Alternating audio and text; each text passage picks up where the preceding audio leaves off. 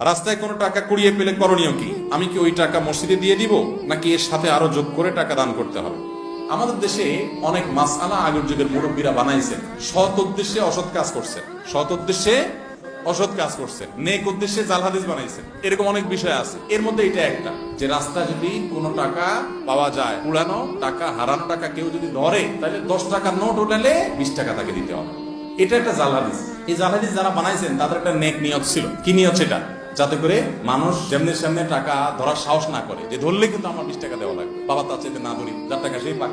তো এই নেক উদ্দেশ্যে এটা জাল হাদিস বানাইছে, কাজটা ভালো করেন নাই, উদ্দেশ্য ভালো ছিল ওনাদের, সরলতা ছিল। এরকম বহু নেক উদ্দেশ্যে জাল হাদিস বানাইছেন। যেমন রাতে যে আমাদের খাবারের প্লেট, এটা খায়া পানি, ধোয়া পানি, আগে গ্রামের আমরা মাটির ঘরে, টিনের ঘরে থাকতাম, তো এটা বাহিরে ফেলানো যাবে না রাত্রে, তাইলে ক্ষতি হবে। এই মাসালা যারা বানাইছেন, জাল হাদিস, নিষেধ নাই কোথাও হাদিসে, ফালালে কেউ ফালাতে পারে, কিন্তু অবশ্যই দেখে শুনে ফালাতে হবে, কার গায়ে আর পড়ে কিনা। আমার মনে হয় এই মাসালা যারা বানাইছেন তাদের একটা নেক উদ্দেশ্য ছিল। উদ্দেশ্য হলো যে আগের যুগে তো এত কারেন্টের ব্যবস্থা ছিল না, এত বিদ্যুৎ ছিল না, লাইট ছিল না, তো কেউ যদি উড়াগুলা খাইয়েই দরজা খোলা দিয়ে বাইরে মারে, কারো গায়ে পড়তে পারে, পোলাপান যেন একাম না করে, যেন বলছে খবরদার এটা ফালানো যাবে না, ক্ষতি হয়ে যাবে, হ্যাঁ, ভাঙা প্লেটে খাওয়া যাবে না, ক্ষতি হবে। ওইটা হয়তো কোনো প্লেটের দোকানদার হাদিস বানাইছে, যাতে করে কোনো কোনো প্লেট বিক্রি হয়।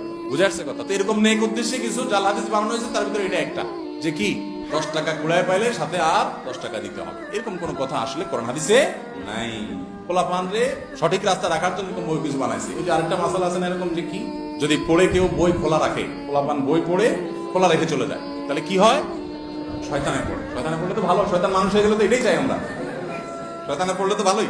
আসলে তো তা না, আসলে পোলাপান যাতে বই খোলা রেখে না যায়, খোলা রেখে চলে গেলে ফ্যানের বাতাসে ছিঁড়ে যাবে, বাচ্চারা ছিঁড়ে ফেলবে, হাঁসমরগ আসবে, এই জন্য মুরব্বীরা বন্ধ করে রাখার জন্য নেক নিয়তে জাল হাদিস বানাইছে। বুঝে আসছে কথা? এরকম বহু দৃষ্টান্ত আছে, শত শত মাসালা আছে এরকম, যে ভালো উদ্দেশ্যে জালটা তৈরি করছে। রাতে হাত পায়ের নখ কাটা ঠিক না, কাটালে ক্ষতি হয়। আসলে করোনা দিতে কোথাও নিষেধ নেই, কেউ চাইলে কাটতে পারে, কিন্তু নিষেধ করছে কেন? হয়তো বা এই জন্য নিষেধ করছে যে আগে তো কারেন্টের লাইট ছিল, আলো অন্ধকারের মধ্যে কাটবে, পোলাপেন হাত পা কেটে ফেলবে, এই জন্য যার না কাটে, দিন আলো জন কাটে, জাল হাদিস মানে। তো এরকম বহু জাল হাদিস আমাদের সমাজে আছে, যেগুলো আসলে ভিত্তিক কোরআন হাদিসে নাই। তো এই যে কথা, যে টাকা কুড়িয়ে পাওয়া টাকা, এটা পাইলে বেশি টাকা দিতে হয়, সঠিক না। যে টাকা পাবেন সেটাই দিতে হবে। এখন কথা হলো এটা কি করবেন? ভাই জিজ্ঞেস করছে মসজিদে দান করবেন কিনা। উত্তর হলো মসজিদে দান ধরেই না। এই টাকা যদি আপনি নেন, তাহলে আপনার দায়িত্ব হলো প্রাপক খুঁজে বের করবেন। এবার ঘোষণা দিয়ে দেখেন, ভাই কার টাকা হারাইছে, কার টাকা হারাইছে, আমি পাইছি পাইছি, যে জায়গা পাইছেন ওর আশেপাশে ঘোষণা দিতে থাকবেন।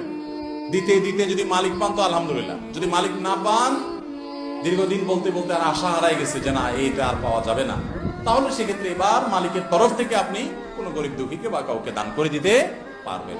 আর যদি নিজে গরিব হন, তো নিজেও খেয়ে ফেলতে পারবেন। যদি মালিক খুঁজে পাওয়ার আশা না থাকে, আর যদি এরকম টাকা ধরে আস্তে আস্তে খুঁজেন, ভাই কারোর টাকা হারাইছে কিনা, ভাই কারোর টাকা হারাইছে কিনা, কারণ এভাবে কয়েকবার বলে বলেন, বলছি কেউ তো বলে না, তাহলে আমি খাই ফেলাই, সেটা কিন্তু জায়েজ হবে না।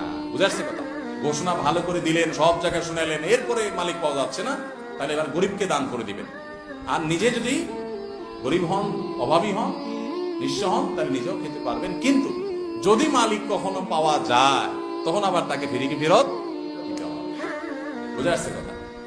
তো পাওনা টাকা এটা নিলে বা পাওনা কিছু পাইলে এটা পরিশোধ করার চেষ্টা থাকতে হবে। আর যদি খুব তুচ্ছ জিনিস হয়, 5 টাকার কয়েন, 2 টাকার কয়েন, এটা আসলে যার হারাইছে সে আর খুঁজতে আসবেও না, হালকা খোঁজাখুঁজি করে পাইলেন না, এটা সরাসরি দান করে দিতে পারবেন।